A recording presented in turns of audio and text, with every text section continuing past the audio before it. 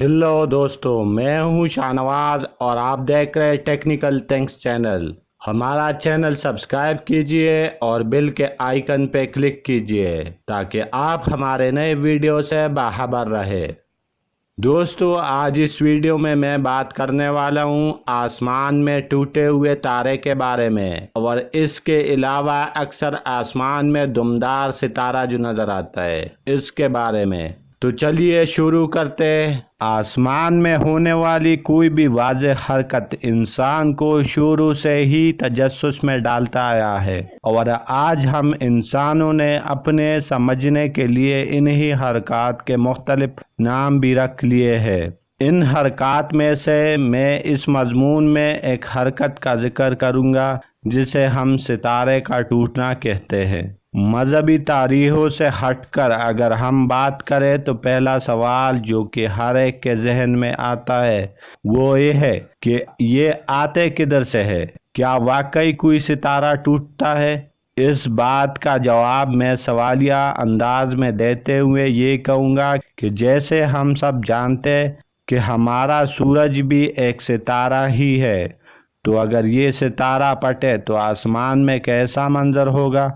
यकीनन ऐसा मंजर नहीं होगा बल्कि इससे बहुत खतरनाक होगा। तो फिर जिसे हम सितारे का टूटना करार दे रहे हैं वो क्या है?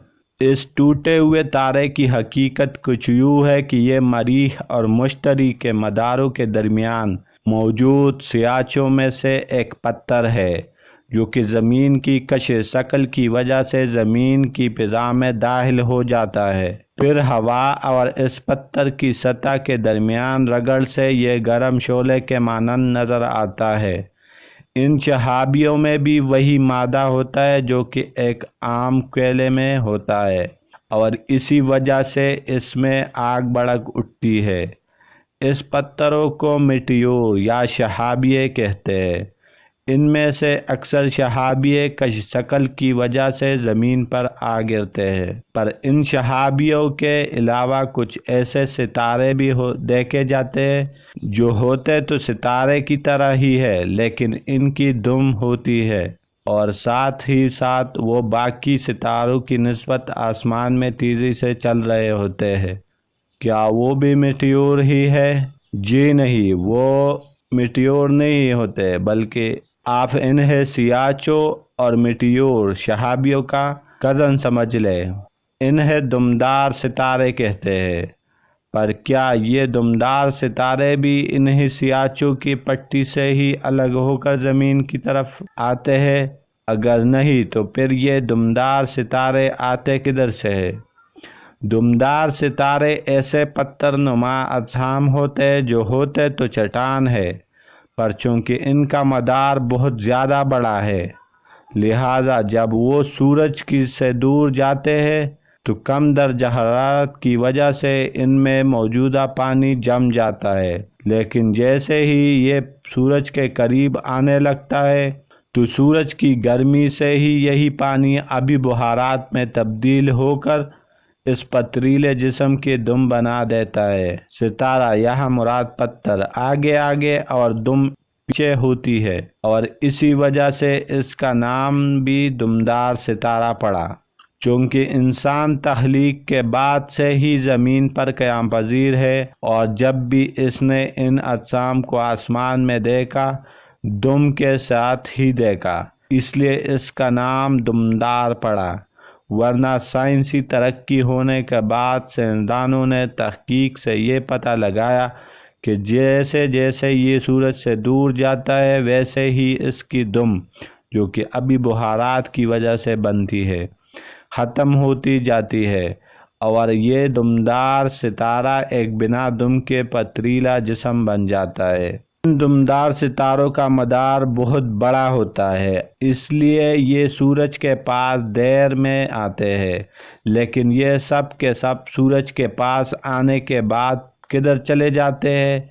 आइए इस राज से पर्दा उठाते हैं। इन तमाम पत्थरों का जुर्मट सूरज से तकरीबन 1 नूरी साल दूर निज़ाम शमसी के गिर्द पत्थरों का बादल बनाता है। इस बादल की निशानदही आर्ट ओट ने की थी, इसलिए इस बादल का नाम इसी ज़ेनदान के बाद اورٹ بادل پڑ گیا۔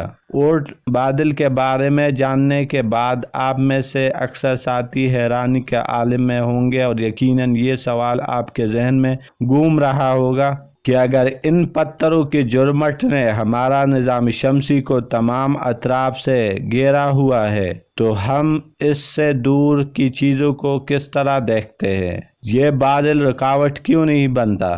اس کا جواب کچھ یوں ہے کہ اس بادل میں موجود پتھر ایک دوسرے سے بہت زیادہ دور ہے اور ان کے بیچ میں دوری اتنی ہے کہ یہ رکاوٹ نہیں بنتی۔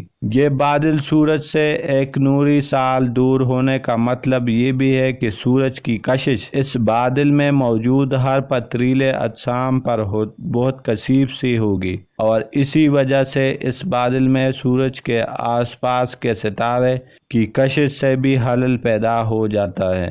اس کی مثال اس طرح سمجھی جا سکتی ہے کہ ہم سب جانتے ہیں کہ ہمارے سورج سے قریب ترین ستارہ 4 نوری سال دور ہے، یعنی یہ اورٹ بادل سورج اور اس سے قریب ترین ستارے کے درمیان فاصلے کی 1/4 دوری پر ہے۔ ظاہر ہے کہ اس ستارے کی بھی کشش شکل اس بادل میں موجودہ اجسام کو اپنی طرف کھینچ رہی ہوگی، تو اسی کھینچتانی کا نتیجہ یہ ہوتا ہے کہ ان اجسام سے قریب ہونے کی وجہ سے کسی جسم کو سورج اپنی طرف کھینچ لے گا اور اس طرح یہ دمدار ستارے زمین رہائشیوں کے آسمان میں رونما ہو جائے گا۔ انہی دمدار ستاروں میں سے ایک مشہور دمدار ستارہ جو کہ آسمان میں بآسانی نظر آ جاتا ہے وہ ہے ہیلی۔ اس دمدار ستارے کا نام مشہور سائنسدان ایڈون ہیلی کے نام پر رکھا گیا ہے کیونکہ اسی سائنسدان نے پیشگوئی کی تھی کہ یہ دمدار ستارہ ہر 76 سال بعد آسمان میں نظر آئے گا اور اس کی یہ پیشگوئی بالکل صحیح ثابت ہوئی۔